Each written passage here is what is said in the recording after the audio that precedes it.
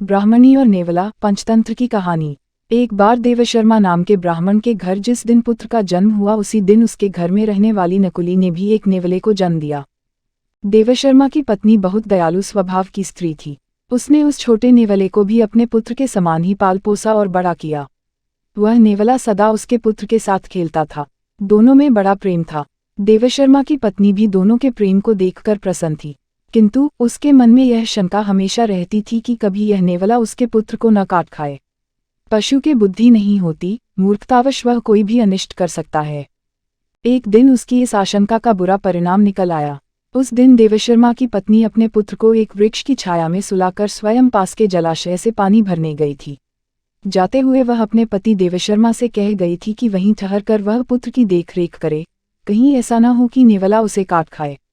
पत्नी के जाने के बाद देवशर्मा ने सोचा, नेवले और बच्चे में गहरी मैत्री है, नेवला बच्चे को हानि नहीं पहुंचाएगा।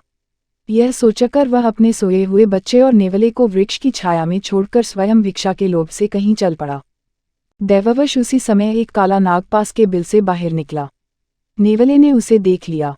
उसे डर हुआ कि कहीं यह उसके मित्र को न डस ले, इसलिए वह काले नाग पर टूट पड़ा और स्वयं बहुत क्षत विक्षत होते हुए भी उसने नाग के खंड खंड कर दिए।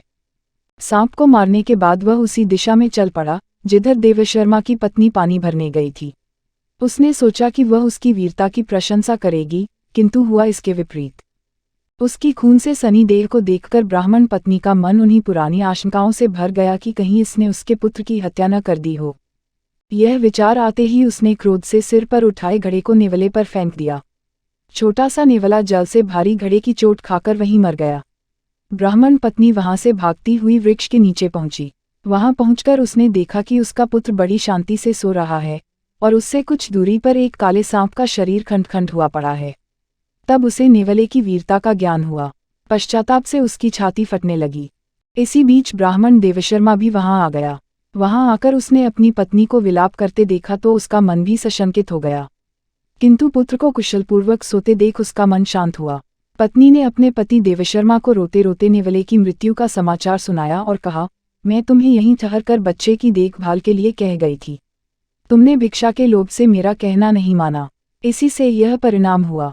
सीख, बिना विचारे जो करे सो पाछे पछताया।